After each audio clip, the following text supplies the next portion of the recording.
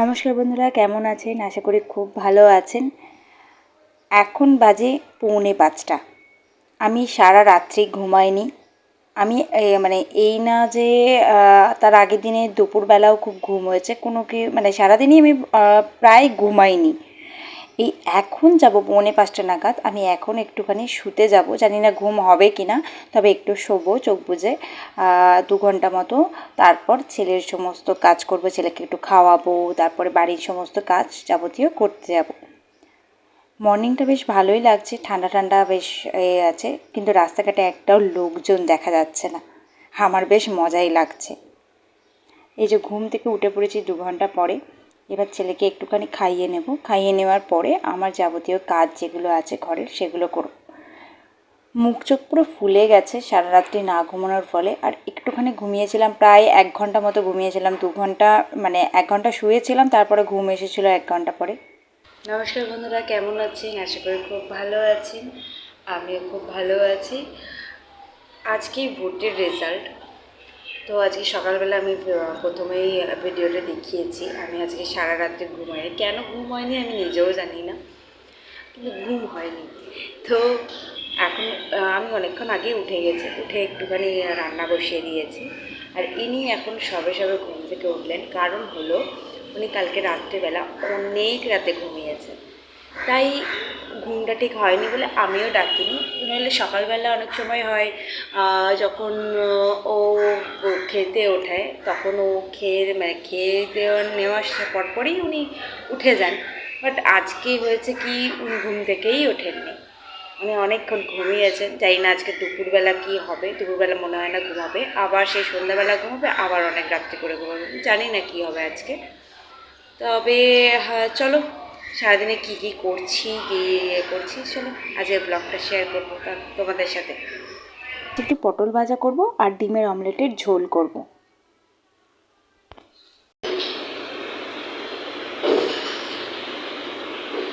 আমি এদিকে রান্না করছিলাম, আর এরা এখানে প্রচণ্ড ক্রিকেট খেলেই যাচ্ছে, আর প্রচণ্ড বলগুলো আমার রান্নাঘরে গিয়ে যাচ্ছে যথারীতি, তাই একটু ভিডিও করছিলাম এদের। আমার ছেলে কিন্তু খুব ভালো ক্রিকেট খেলে। ওকে আরেকটু বড় হলে আমি ক্রিকেটে দিয়ে দেবো ভাবছিলাম। আর যেহেতু ওর বাবাও অনেক ছোটোবেলা থেকে ক্রিকেট খেলেছে, এখন খেলা ছেড়ে দিলেও কিন্তু একটা টাইম পর্যন্ত, প্রায় গ্র্যাজুয়েশন পর্যন্ত ক্রিকেট খেলেছে। আর ইনি হলেন ফিল্ডার, কিন্তু যখনই বলটা ওনার কাছে আসছে তখনই উনি একটুখানি বেরিয়ে পড়ছেন। বাকি সময় কিন্তু উনি সেফ পয়েন্টে, এই যে টেবিলের তলায় ঢুকে যাচ্ছে। আর কিছু খেলে তো ওনাকে একটুখানি চাই, তাই ওর আমার হাজব্যান্ড কি খাচ্ছিল সেটা ওনারা একটু দেখছিলেন, যে কী তদারকি করছিল যে কি খাচ্ছে। আবার ক্রিকেট খেলতে শুরু করেছে, উনি আবার টেবিলের তলায় ঢুকে পড়েছেন, আর বল এলে উনি মুখে করে নিয়ে গিয়ে আমার হাজব্যান্ডের হাতে দিয়ে দিচ্ছে। চলো এখানে রান্নাটা বসি, প্রায় কমপ্লিটই হয়ে গেছে।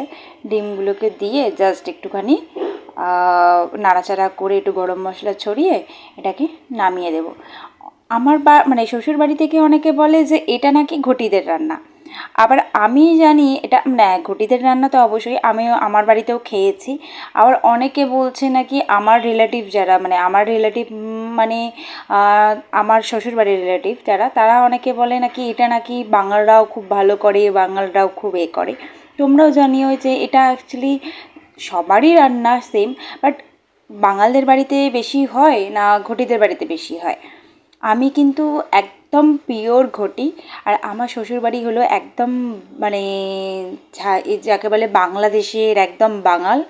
তো এই দুজনের রান্নার এটাও প্রচণ্ড আলাদা। এখানে যেমন আমরা গরম মশলা দিয়ে, একটু ঘি গরম মশলা দিয়ে খাই, আর আমার শ্বশুরবাড়ি থেকে খায় গরম মশলা তো দিই আমি একটুখানি, সাথে কিন্তু কাঁচা তেল উপর থেকে দেওয়া হয়। এটা নাকি স্বাদটা বেশিই ভালো লাগে। কোনটার স্বাদটা বেশি ভালো অবশ্যই তোমরা একটু কমেন্টে জানিও।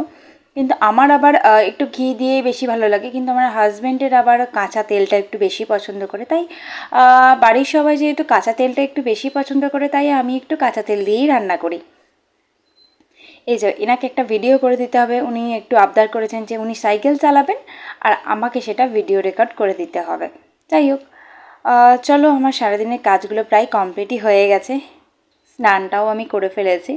স্নানটা করে এবার একটুখানি আমার পুচকুটার অনেকগুলো কাপড় জামা পড়েছিল, সেগুলো আমি কেচে নিয়েছিলাম। কেচে নিয়ে একটুখানি শুকনো করে দেবো।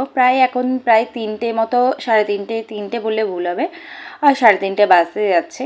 আমার প্রত্যেক দিনের কাজকর্ম করতে করতে প্রায় 3টে 3:30 বেজে যায়। তারপর আমি একবারে রান্না টান্না করে সমস্ত কাজ করার পরেই আমি একটু স্নান টান করি, কারণ প্রচণ্ড ঘাম হয়। শীতকালে আমি তাড়াতাড়ি স্নান টান করে নিই, কিন্তু গ্রীষ্মকালে আমি একটুখানি সমস্ত কাজ টাজ করে নেওয়ার পরেই আমি স্নান করে নিই। ঘুম থেকে উঠেই অনেকে স্নান করার অভ্যাস থাকে, বাট আমি ঘুম থেকে উঠে একদম স্নান করতে পারি না, কারণ আমি প্রচণ্ড আবার ঘেমে যাই। আমি ওর জন্য একদম সমস্ত কাজ করার পরেই স্নান করি। চলো আজকের মতো ভিডিওটা এখানেই শেষ করছি। দেখা হবে আবার একটা নেক্সট ব্লগে।